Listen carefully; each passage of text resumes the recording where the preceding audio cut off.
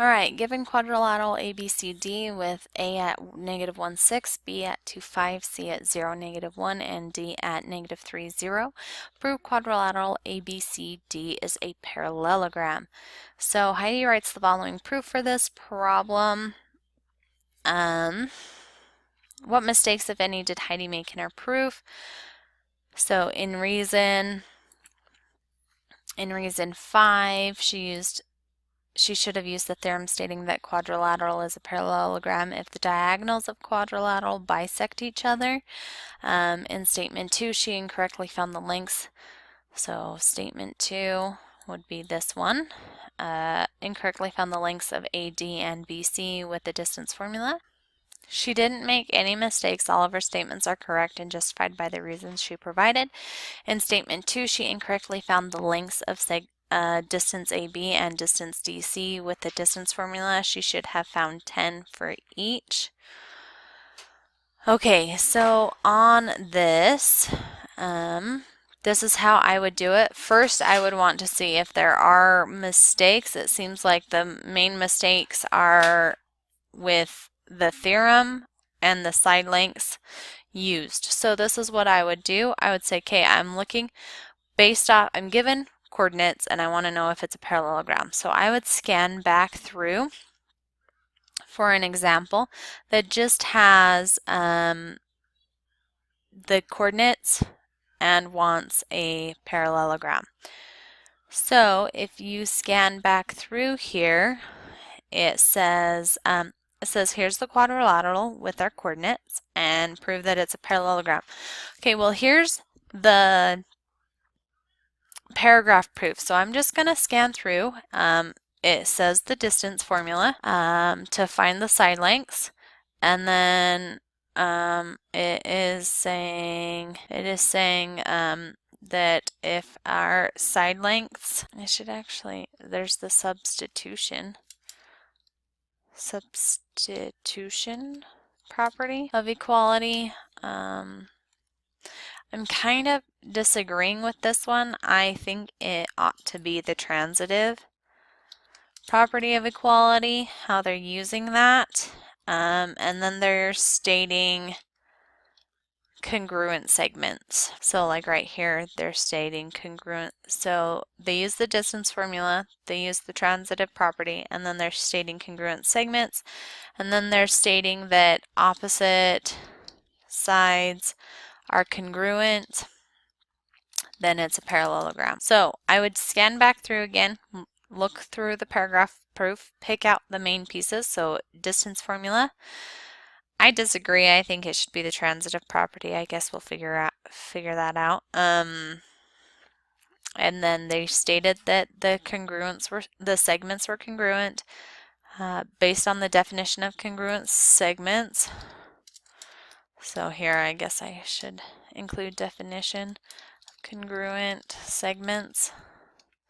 And then opposite sides are congruent. It's a parallelogram. So if we scan back down to our proof or question, yeah, it is transitive property of equality. They have a typo up there. So I'm just scanning this through. Distance formula, check. Transitive property, check. Definition of congruence, check. If opposite sides of a quadrilateral are congruent, then the quadrilateral is a parallelogram. Well, so far all of the reasons are matching out with what we picked out from the paragraph proof above.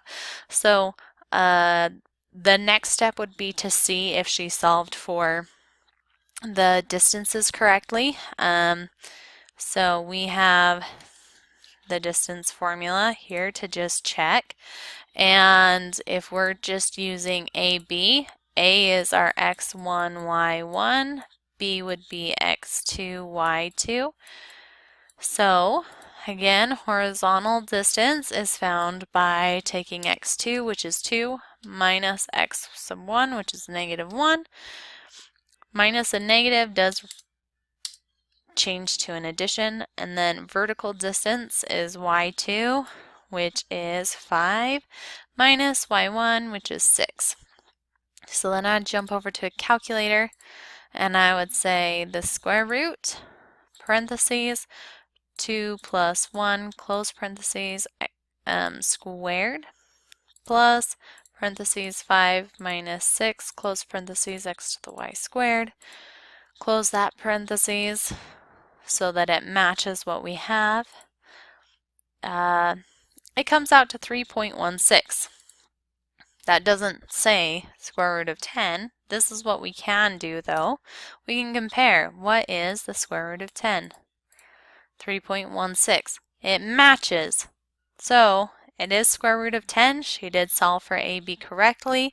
So the next one we would do is to check for AD and BC. So let's check AD.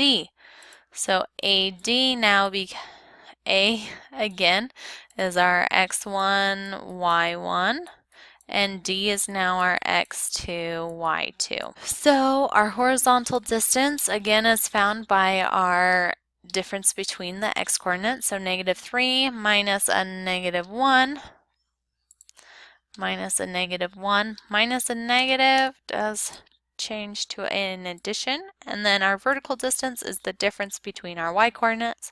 So y2 is 0 minus 0, sorry, my daughter's with me, 0 minus 6. So now I would jump over to the calculator and I would type in the square root of parentheses, -3 plus 1, close parentheses being squared, plus parentheses 0 minus 6, close parentheses being squared, close that parentheses. It does match it, and 6.32. If we jump back here, it says equals to the 40. Well, I'm not seeing that it equals 40, so I guess we'll check what it says it should have been, which is square root of 40.